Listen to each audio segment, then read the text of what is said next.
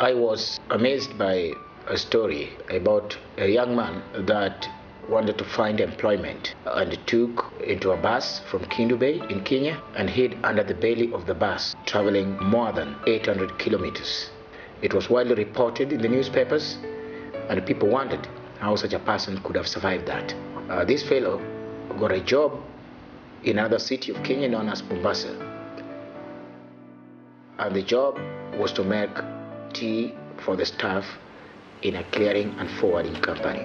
Today, and after doing close to 30 years in that company and taking loans from various banks, he has reinvented the clearing and forwarding company to have branches in Dubai, in Uganda, in the United States, in Rwanda, in DRC Congo, among others.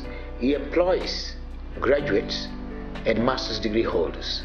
He thought of a long time that since he even signs off master's degree holders, it means he has some knowledge that they don't have, and it should not be very difficult for him to join any of those universities and obtain a degree. That's when the shock came on him. When I tried to apply, he was reminded that he's a class 2 dropout in primary school, and he needed many more years, like 6 to 8 years, to build up his primary school level, an additional 4 to 6 years to obtain high school and get a minimum of C+ grade to be able to join the university. This is where the adult experiential learning comes in, with a matrix system that evaluates your life achievement, work experience, and determines the prior credits that you do have based on those achievements.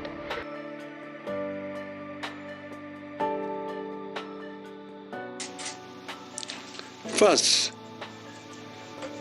I want to push for the adoption and implementation of the recognition of prior learning policy in Kenya, RPL. I want to repeat, recognition of prior learning policy in Kenya, RPL. The RPL provides for recognition of knowledge, skills, and competencies, regardless of where and how they were acquired. It is a progression map to facilitate the transition of skilled workers from informality to formality.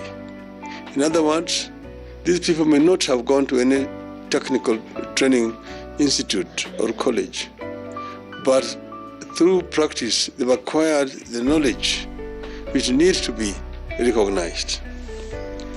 With the RPL, our country and my government will be addressing the needs of millions of Kenyans who flock to work in industrial areas of our various towns, armed with the excellent skills but no certification. They are therefore overworked and underpaid for their otherwise excellent skills. I will give a few examples.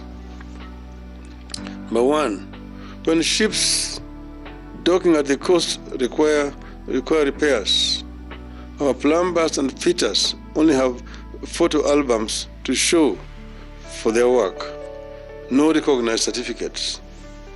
The plumbers therefore lose the opportunities to the middlemen who have papers but no skills. This will change with the adoption of the RPL. I want to give you an example of our experience in Kisumu with the president. We found a ship, MV Uhuru, which had been left there since the collapse of the community. That ship was now completely derelict. We looked for experts, because we were given quotations which were very, very heavy indeed. But we looked for those who used to work for the Eastern African community, those who were in the marine industry. Some of them are now retired, just living at home. And we brought them on board. They were able immediately to identify the spare parts in some of the stores there at the port. We also had the knowledge of the sources of other spare parts from companies in the UK. those who were procured, these mechanics went into that ship, and within a matter of days or weeks, they completely overhauled the engine of the ship and repaired it completely, and it was able to be taken back to water, and it is now actually plying the route Kisumu to Port Bell in Kampala. This is basically a demonstration of the skills that we have in this country.